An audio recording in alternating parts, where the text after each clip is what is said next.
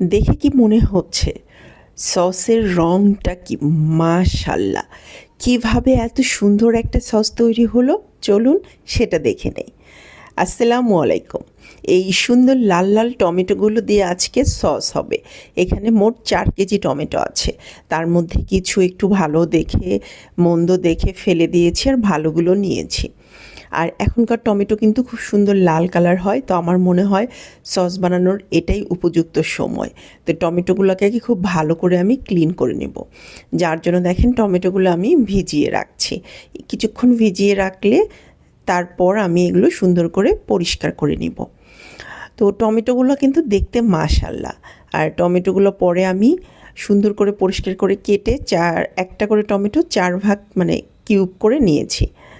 তো অবশেষে আমি এটা ইন্ডাকশনে দিয়ে দিচ্ছি। এখন যেহেতু গ্যাসের দাম অনেক বেড়ে গেছে, কিছু কিছু ক্ষেত্রে ইন্ডাকশন ইউজ করি। তো এটাতে আমি দিয়ে দিচ্ছি সিদ্ধ হওয়ার জন্য।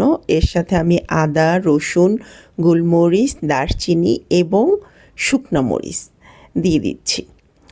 তো আমার কাছে মনে হয় একটু ঝাল ঝাল, যেহেতু আমার মেয়ে ঝালটা খেতে বেশি পছন্দ করে, আমি একটু বেশি শুকনো মরিচ দিয়ে দিয়েছি। তার সাথে কিন্তু আমি লবণও দিয়েছিলাম। আর এখানে দেখেন এরকম কি সুন্দর সিদ্ধ হয়ে গেছে। তো এটা এখন আমি ব্লেন্ডারে ব্লেন্ড করে নিব।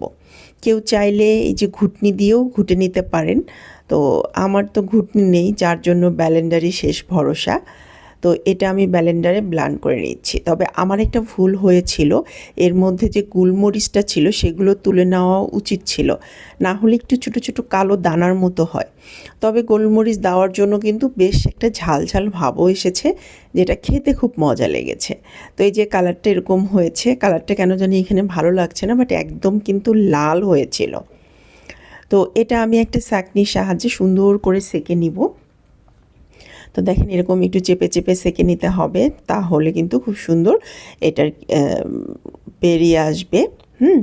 তো এই হচ্ছে আমার একটু হয়েছে। আর যেহেতু আমার 4 কেজি টমেটো, এই দেখেন এখানে 1 বাটি হয়েছে এবং এই বাটিটাতে একটু। এবার আমি এটাকে জালে বসাবো। এইবার হচ্ছে এই কড়াইটা দিয়ে দিয়েছি চুলায়, এবং চুলাটা কিন্তু মিডিয়াম আঁচে রেখে আমি এই পিউরিগুলো ঢেলে দিচ্ছি। তো আপনারা কিন্তু এই সিজনটাতে এরকম করে সস তৈরি করতে পারেন।